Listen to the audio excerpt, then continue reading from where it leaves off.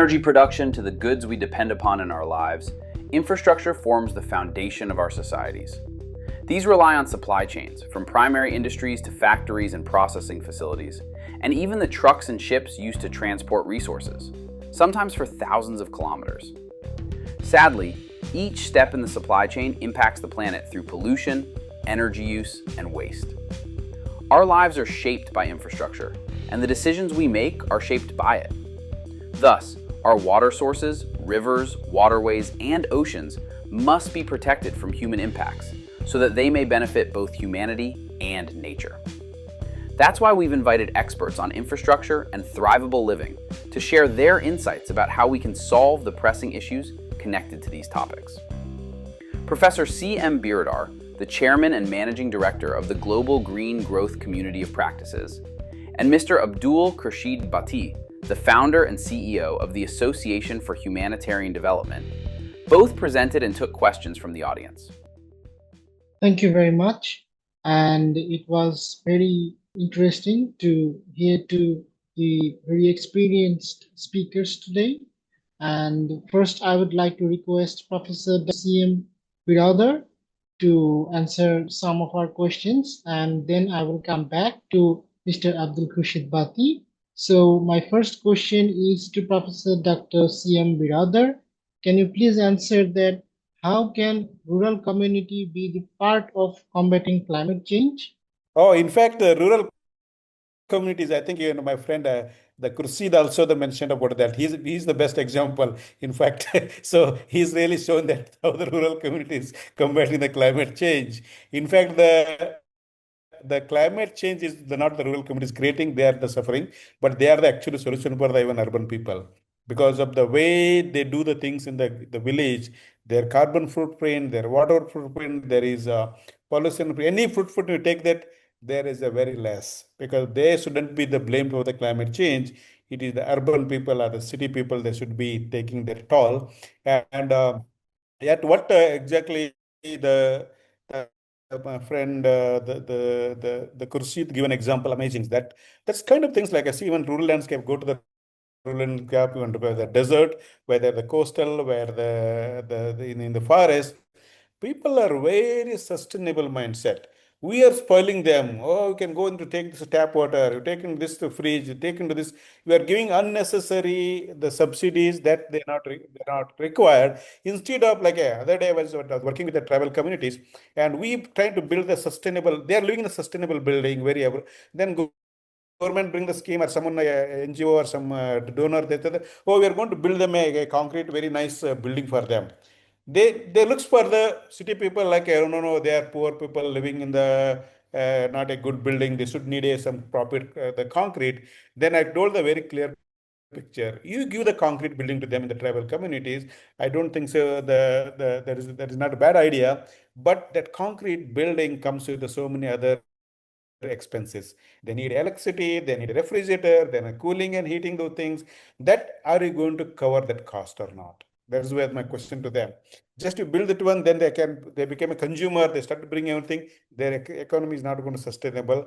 I think you have to build into their existing infrastructure. How can you can take their like a whether the mud building or like a rammed earth building now become a kind of a luxury for the rich people, but we have to modify them, build in a sustainable way. Exactly what our space speaker the mention about that. I think this is where the real. I think secondly, look into that way they grow the food and cultivate and restore the landscape, the planting of the trees. I think it's every aspect look at our rural can teach a lot to the urban people in terms of the climate sustainability. Thank you very much. And now my same question to Mr. Abdul Khurshid Bhatti, that how can rural community be the part of combating climate change? Yes, sir. I am working since 98 to till a date. So my first experience was in Nagar Parker. I built 5 dams that bring me to the top level in Pakistan. CM level contacted me and all. And these, what happened? The Nagar Parker was facing drought. Every after 2 year or 7 year, deep drought. no water. And during 98, I was in Caritas, Pakistan, Hyderabad with Caritas, and we giving a lot of relief to the people. But when we were giving the lot of relief to the people, people one day asked me, "Oh, sir, we don't need relief. We need water." And you see, I was the agriculturist man and rich. I have experience organic and all. And I was very upset.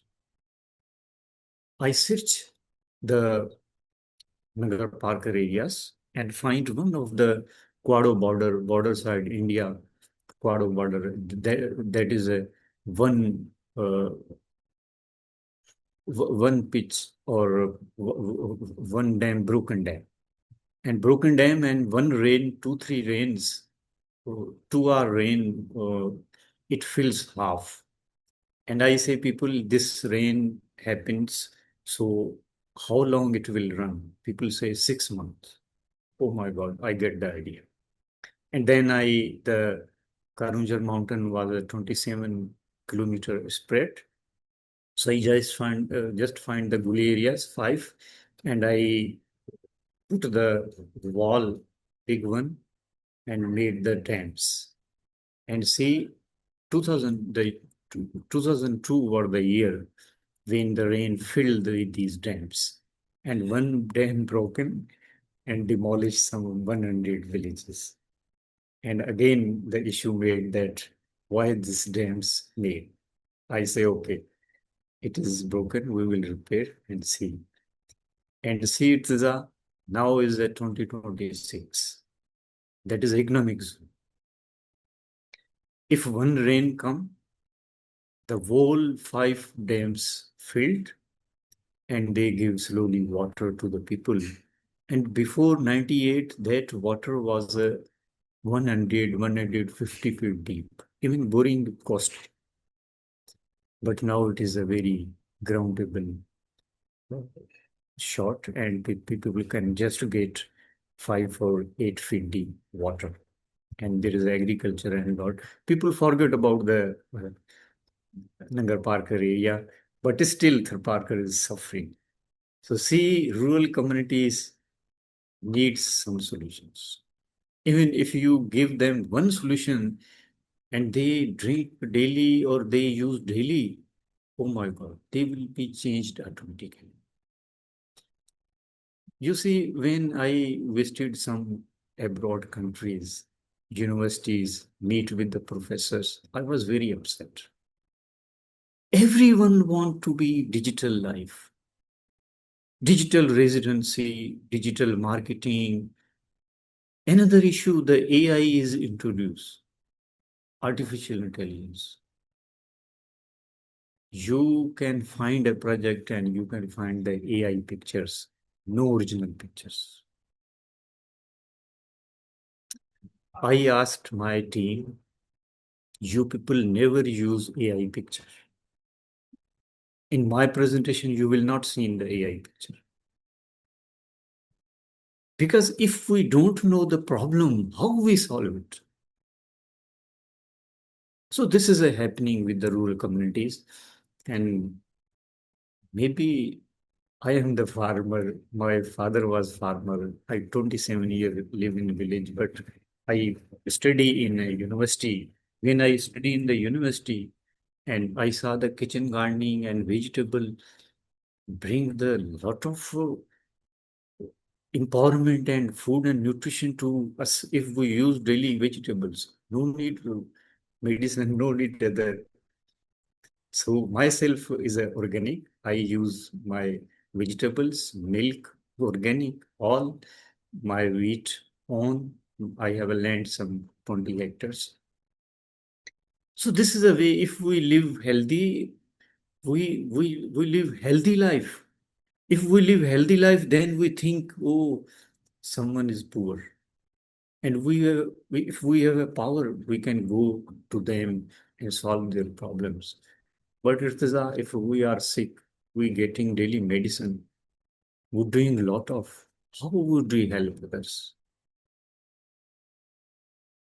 Thank you very much. Thank you very much for your answer. I would like to request Professor CM Biradar that the method you showed, how can it help to empower women? Of course, the women play the vital role, like living surface infrastructure we talk about, whether it's a rooftop garden or a kitchen garden or the balcony garden. You look into the where you are living, women are the one who mostly create the gardens and living surface infrastructure because of they look for the nutrition requirement of the family, right? Same thing go back to the villages, whether mother or grandmother and looking after those things, they're always looking to try to create the biodiversity where they grow the plants. Whether do the organic farming or natural farming or tree-based agriculture, those are the one they play the vital role because of I give example always like I'm being the son of the farmer, like my farmer wanted my father when plant for the seeding, he always try to get the monocropping systems. This is where my mother and my grandmother bring the some vegetable seed, suddenly they mix into the seeds so that they can grow the diversity, they can feed the family. I think this is where the woman role is very, very vital in terms of the bringing these all the system back to life. Yeah. Thank you very much, sir. Mr. Abdul Khurshid Bhatti, the same question goes to you as well. That how can women be more empowerment through your methods? I have a unique experiences.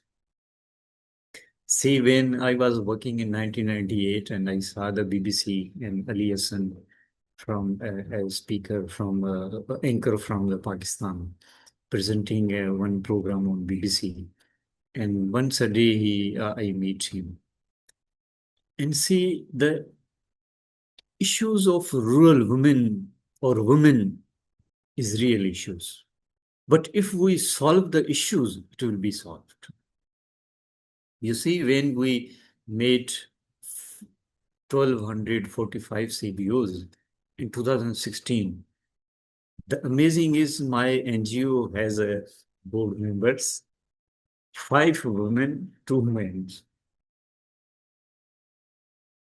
So we 2 member are the minority.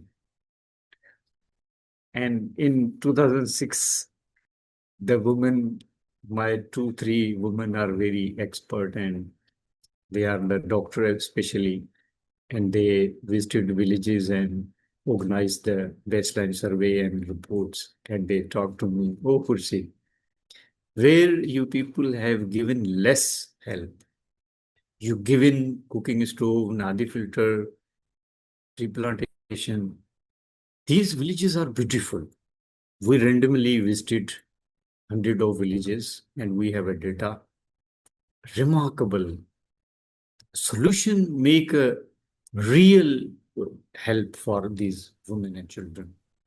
You see, women always very vulnerable in Asia, even Africa. So if you rural family need a water, they will ask the girls, children, go to pick a water. Where pick a water? Outside the house, village, there is a hand pump. So when go to the outside the hand pump in the village, they are vulnerable.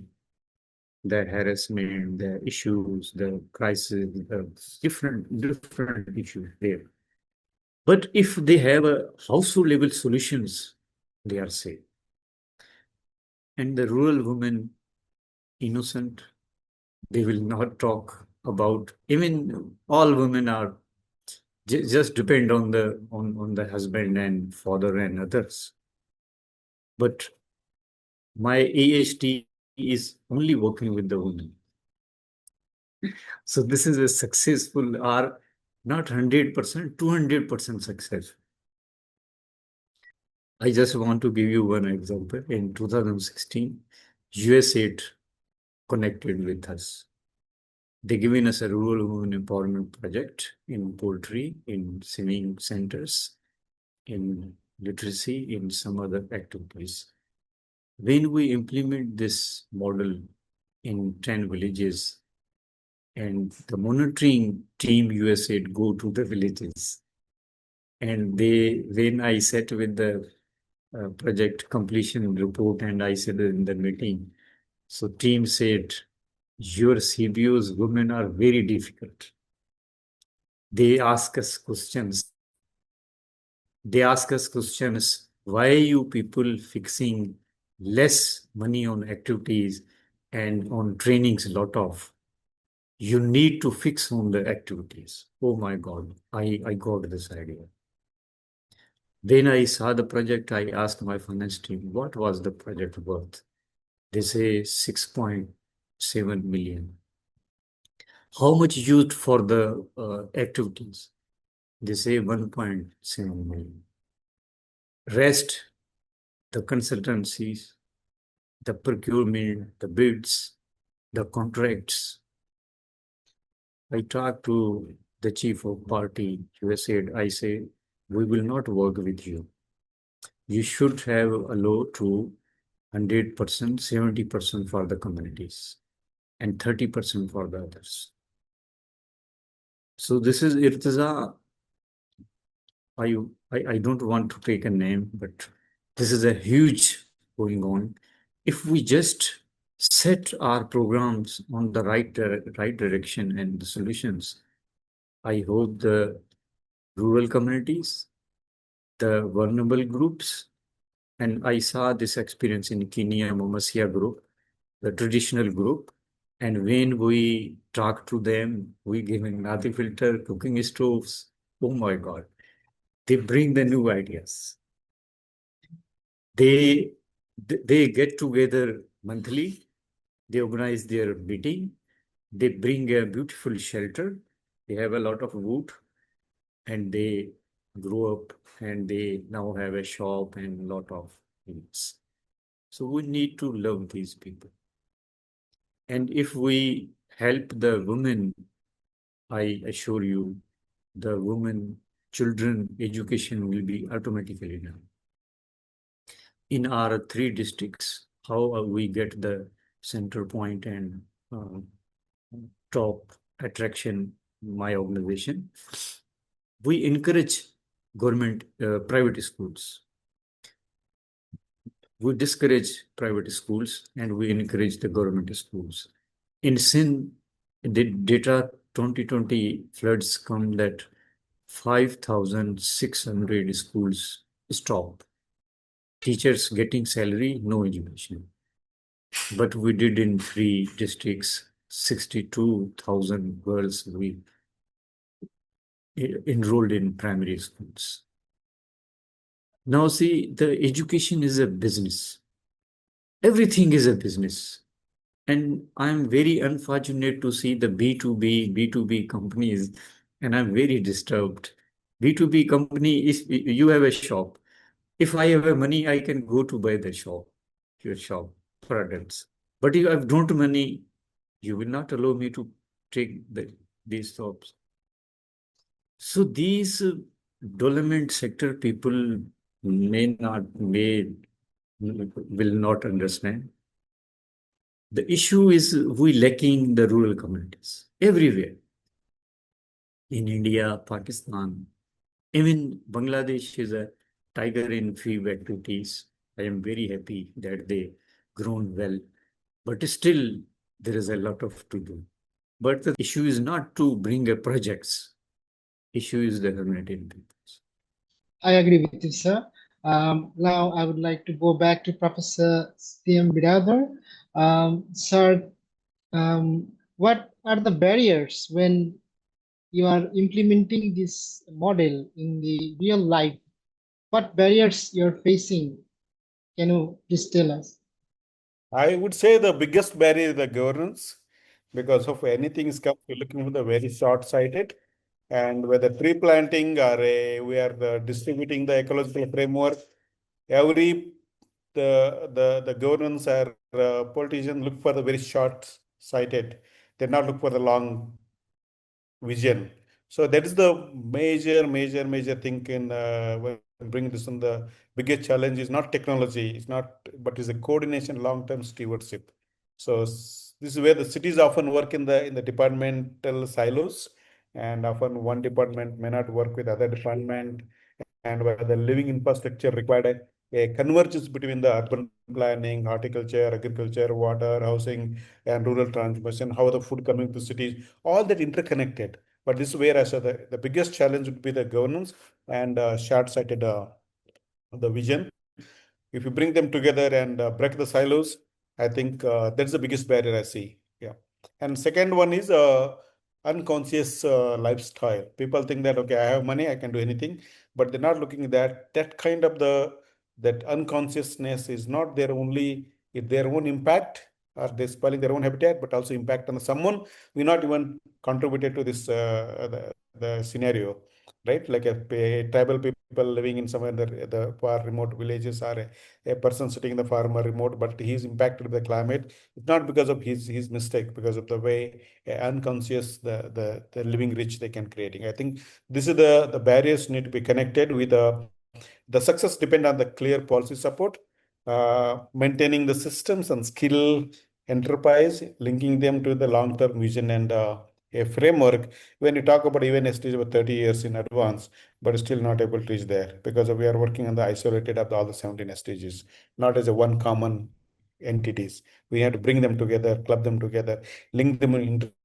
intricate together. I would see that a village, a farm has the biggest what you call the lever to lift all those issues, because when you look into the farming, the food we grow, everything is interconnected.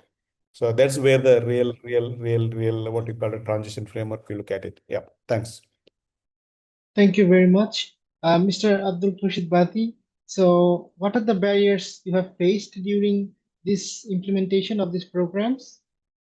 Yes, when we started working in 2016 on climate resilience solutions, our funding stopped.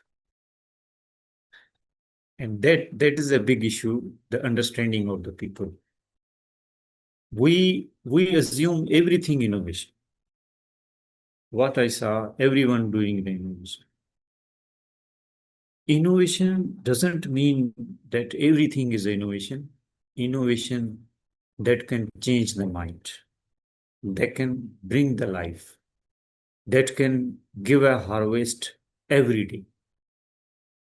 It means you invest one time, but you can earn lifetime. So if we think like this, then maybe no need huge funds. Maybe small funds can take us to the top. And this is our success.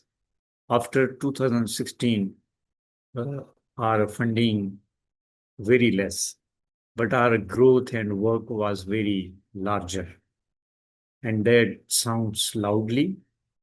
And now see the AHD become the bigger organization in different countries. We are scaling and helping. Another thing I just share with you before, we need skills people, good knowledge, good people who can have a sentiments, who can have a something to share with the other peoples, and see if we target the rural communities and organize the CBOs. Oh my God, they look at their poor peoples, they look at their newcomers, nearby villages. And I saw one report in 2010 when together NGOs and a lot of people, 500 together. So case study, some camp, one woman, she say, I lived in a coastal area, Jati, but I married and then I made this Nadi filter in Laya, Punjab. So these are the changing activities and actions. So such type things, if we have, even when I daily share my what happened, my all contacts are same. Someone coming to take this Nadi filter, grow vegetables. They talk to me how to grow vegetables in gamlas, in boundaries, in walls, and all. So Dr. CM brother shared even buildings all walls you can put a salad, vegetables, plants. On the roof you can plant plants. Nothing impossible. All thing is possible. If we just have some ideas, we have a clear mind, and we have some passion. Thank you. Thank you very much. Now my question is to Professor CM Biradar. So, can this be implemented in other countries, like in suppose in England, Australia, or in Nepal or Bhutan? What is your thought on this? In look into the world, it's one. Doesn't matter where it is. Every world, everywhere people are living, all Homo sapiens. Everywhere the plants are there, everywhere the cities, water, air, climate, all the Pancha Mahabhutas are there. So that there's no question of whether you can implement it. It's a context specific. So that the plant I can grow in the bone or in Germany or in the US where I was living earlier and here. So everywhere I created the garden. I work at the 50 plus countries and live with almost all the continents. And everywhere I created the garden. Doesn't matter where it is. I was in Cairo, the rooftop created the fantastic entire roof became a turn into the green and we grown about more than 170 the vegetables and trees and something on the roof. And there was not a single bird was there. So much birds and wild birds started coming there. Right. Same thing. I moved to Delhi and we created the same thing in temperate country like in New Hampshire, Oklahoma. I lived there. We created. So it's possible to create this living infrastructure everywhere. It's possible. The only thing is that we move away from that glass buildings in the tropical countries, we are putting the glass buildings and putting the air conditions inside and throwing that hot air outside. It is not a insulated surfaces. This is where you have to move away from that. What you call a glass is so sophisticated and mud is is a kind of too much traditional. We have to go back. I think the green building infrastructure we are looking at how the building is built, how the living material is used, and that creating that living material is not the dumping the waste there, but when the synthetic material used in in the building infrastructure, while only what comes to our building as a glass or the plastic or something else, but we are getting the massive amount of creating those, so that we're not looking at accounting that. So that this is where this can be possible to do it everywhere. I'm addressing about that. Vasudhaiva Kutumbam, world is one family. We not look into those borders, everything there. Birds move across the continents without the barrier of the passport or a quarantines, and should be the should be moving in that direction, that balancing the world. Doesn't matter. Someone we create the other part of the world, we're polluting, and the world is rotating. That circulations models bring it back here. We are creating the outsourcing the job to China or India, and doesn't mean that your pollution stays back here. At circulation model bring to the top of the Europe and ozone created in the northern hemisphere. I think that the world have to understand that it is the a dust in the Africa and degrade in Africa that leads to the storm in America. That's very clearly established. So that we have to look at the world as one family. Is problem of the one country is the problem of the every country. I have to look into that as a kind of a common framework. And sustainable cities, landscapes, living cities, and SDGs is not meant for one country, it's for all the countries. So that we have to balance in the cooperative framework that it impact of the one side is degradation. It doesn't mean stay there only. It creating the side effect in somewhere else as well. That framework you keep in mind. I'm sure that it can be adopted everywhere. Thank you very much. So, Mr. Abdul Khurshid Bhatti, the methods you are using, can these methods be implemented in other countries like Nepal, Australia, England, or in other countries so that it becomes the one world solution? Yes, yes, I was surprised when I find one first email in 2025 from the Arizona state, North America, and the organization partnered with us to scale this Nadi filter in Arizona, North America. Then I find some emails DR Congo, and we partner some 11 NGOs, local NGOs. And what we plan, and I suggest to them, locally we build the models there, 100, 200 families. And then when we will show to the NGOs and others, and then we will get connected. So this is a way we are working, and our solutions, cooking stove, Nadi filter. Actually, Nadi filter is a key. And other solutions, if we add, we help economic and we help education and we help women empowerment, we help nutrition and other all things. And see, this Nadi filter has changed the way of living in Hyderabad, in rural communities. And I pick some pictures. We have 1,000 pictures, other activities, but some key pictures for you people. And you saw how people are using it. So the communities are translating our work in Pakistan and other countries. And amazing thing I just want to say with you that in 2019 I organized one training in Umandi Trust, Nairobi, Kenya. Umandi Trust, old president organization. So Slum Kibriya, they were working. So what we did, my staff organized the training in their office in Umandi Trust. The lady Benaziro Moto, now she is a CEO Umandi Trust, and we prepared this Nadi filter their office. We prepared this Nadi filter at their office, and after 1 year, 2 year, I get connected with her, and she shown on the WhatsApp. The Nadi filter is still running in their office. They didn't change other side or change to the place, kitchen side or separate side. They're using in their main office. She putting off. She's we're daily thinking how to replicate it. And we are replicating it. We made many these nadi pots. They showed me the pictures. And then I sent one person from Pakistan and giving them the trainings. So this is a magical activity.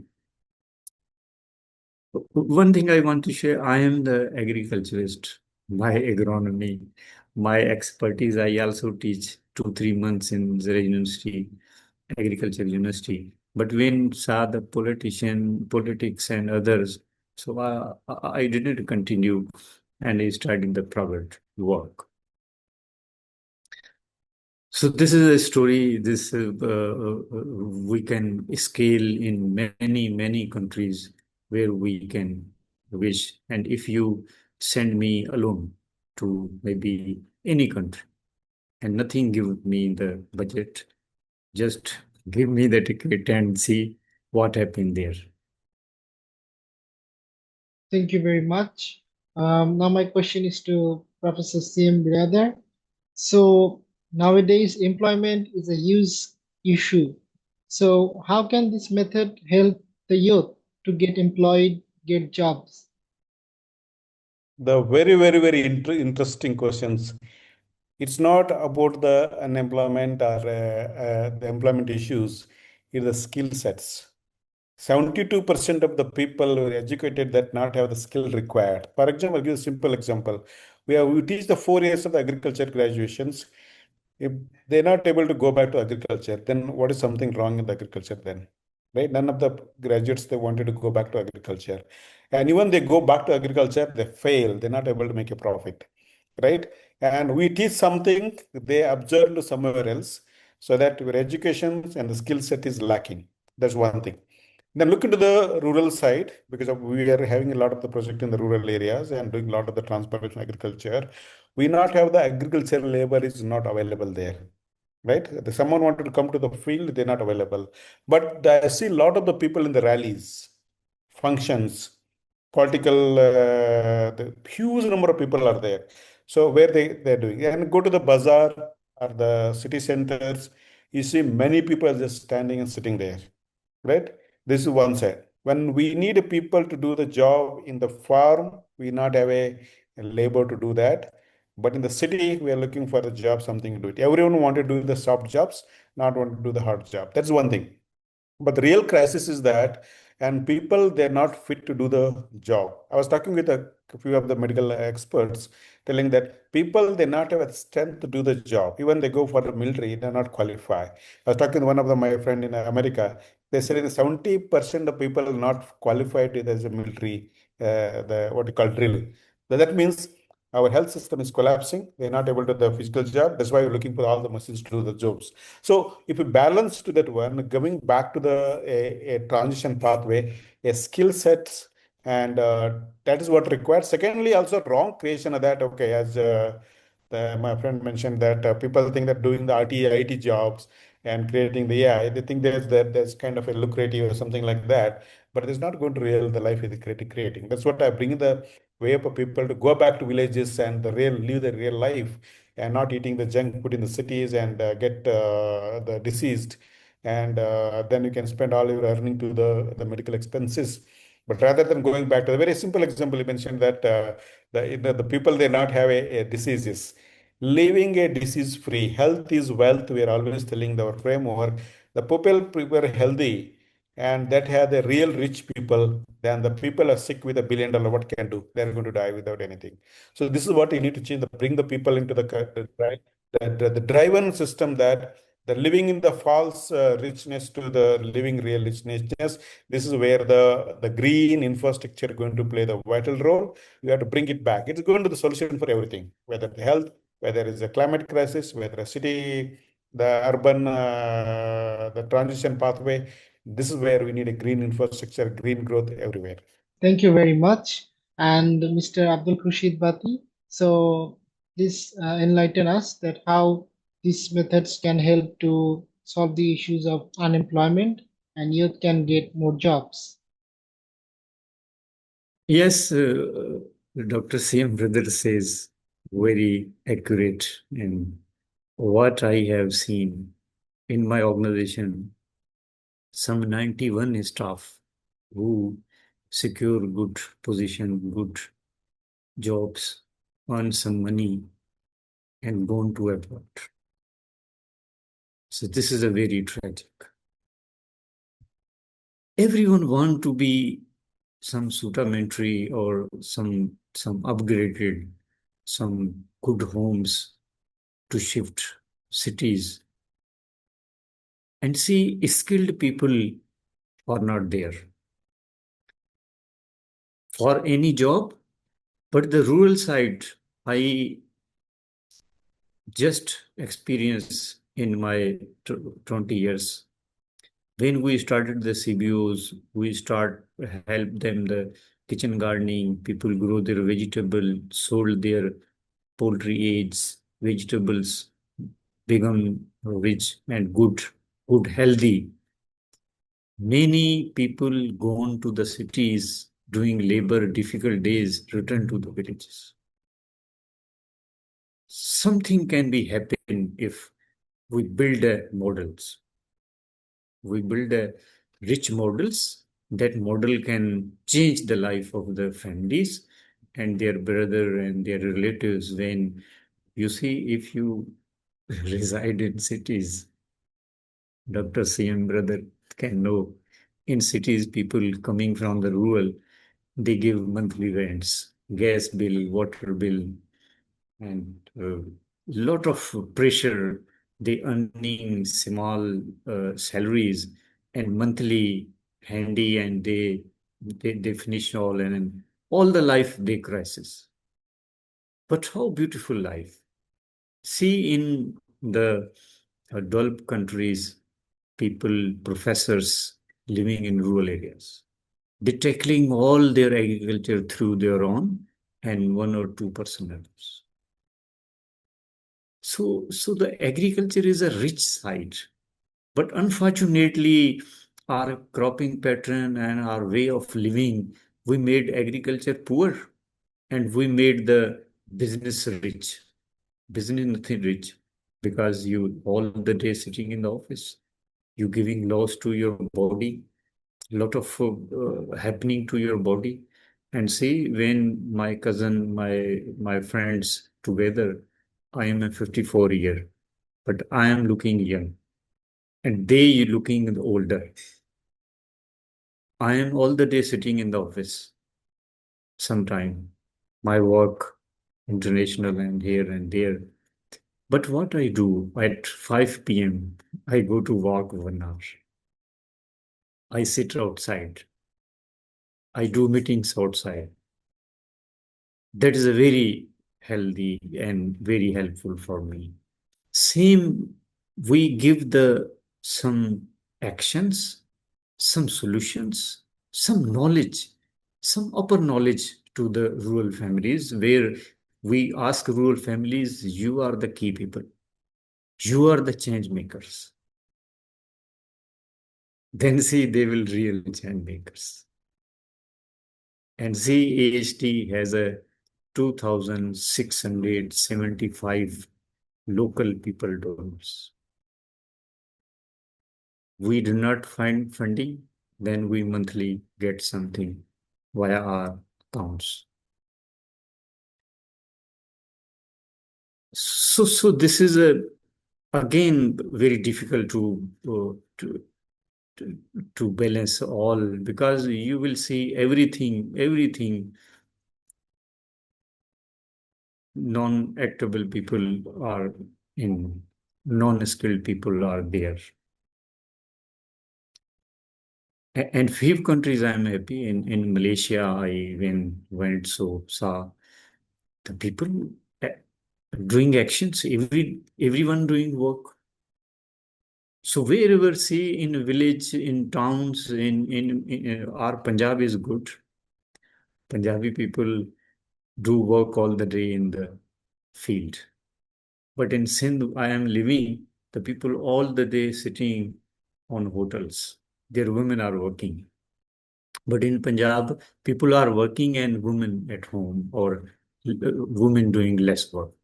So this is when the people get to know that they have to do something, it will be changed at local level, at provincial level, at district level, at country level, and at global level. Thank you very much for your answer, Professor CM Biradar. I would like to request you to tell us about how we can achieve sustainability. Sustainability, we have to restore first, because of the sustainability framework come back 30 years ago, when we still have the way our land is still kind of a sustainable level there. Now we are completely destroyed. We cannot keep that sustainability level. We have to revive that landscape to bring to the sustainable level, so that you have to change the word sustainability. You have to restore, revive, and regenerate the landscape to bring the sustainable level.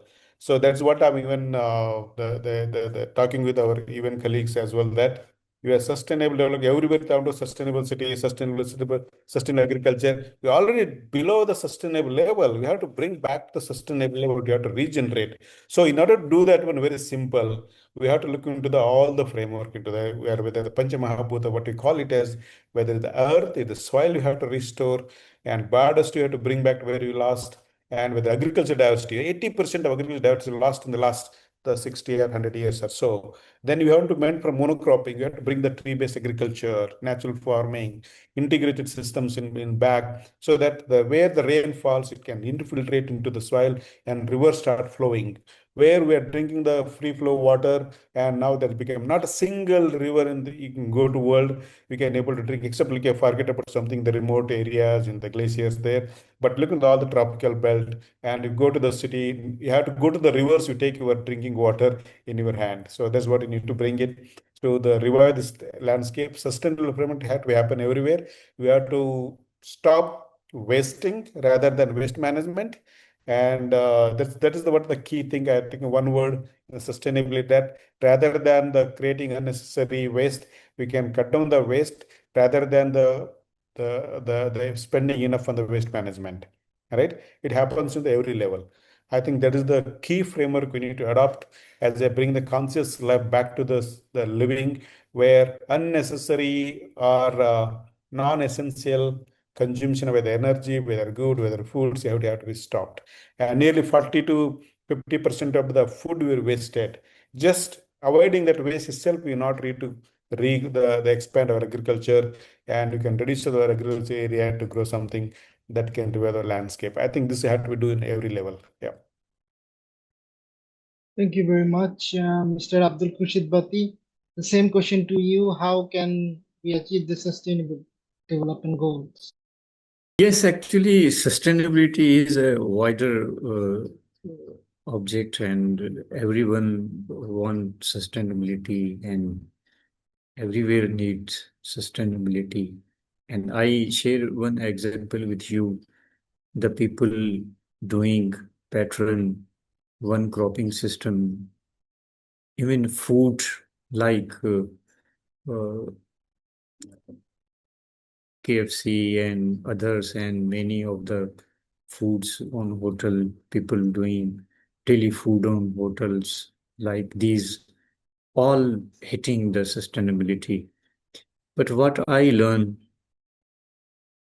we should adopt one or two activities whom we are skilled, and we can do it on large scale and see there will be sustainability. If we find the multiple solutions, nothing will happen. And see, I am the agriculturist. I have a 20 hectares of my land. In 2010 to I get connected with the German consulate, and my team was producing lot of salad and vegetables to provide the embassies, earning a lot of money. We earning on organic and others and lot of. But when something happening in 2005, 500 children death in civil hospital Hyderabad, and I turned to the find the solution, safe drinking water. So sustainability is a way we find one thing and promote and work for the large scale. And this is a way we can eradicate some issues. Some issues like plastic bottle, plastic pollution, cholera, gastro diarrhea, diseases. So this is a way. But sustainability is again a wider. So if do we one act, the other actions left behind. So here Professor CM Brother can exactly explain how sustainability possible. But when I learn in my life, it is degrading. Everything degrading, everything alarming, everything going destructive. So where is the sustainability? I think no sustainability, but it is going to be more destruction. Thank you, sir. I would like to request Professor CM Biradar that one recommendation or takeaway for an individual. So, what he can do to achieve sustainability or reduce the environmental degradation.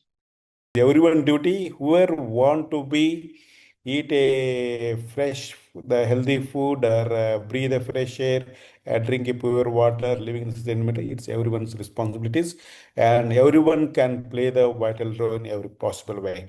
Take a small garden, like a plant a tree, or care a existing infrastructure of the living things. It is everyone's responsibilities. So take away from this is it is everyone's responsibilities. Everyone be responsible and be a what you call conscious citizen. Thank you very much. This will be the last question of this session. Mr. Abdul Khurshid Bhatti, the same question goes to you. That what is the one single takeaway you will want to recommend to us? Yes, for me it is easy because I am doing safe drinking water for all, and it is my life vision. And you shared early that my life vision was 1 million families, but now it is changed, and it is now set 10 million because Million Life Collective adopted this, and we planning them with some 5 million in Africa next 20 years. But it will be increases over maybe 10 million, 20 million like this. So I just say that my side, I will go with the Nadi filter, that all should adopt it and see. I search on the Google and AI, and AI say that some 550 million metric tons plastic produce every year.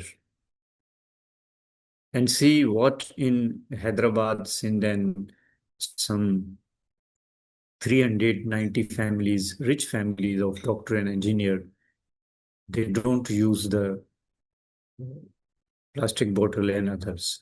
And see, that is amazing data. I want to ask my team to get data, how many citizens using it. Because rural, I mean, don't use the plastic bottle, but city level people use the bottled water. And this is a very great for me and others and all the world. If we stop the plastic bottle, see, it will help a lot. Thank you very much. And thank you, Professor CM Biradar and Mr. Abdul Khurshid Bhatti, for your wonderful answers, your wonderful ideas, and enlightening us with your experiences. Thank you very much.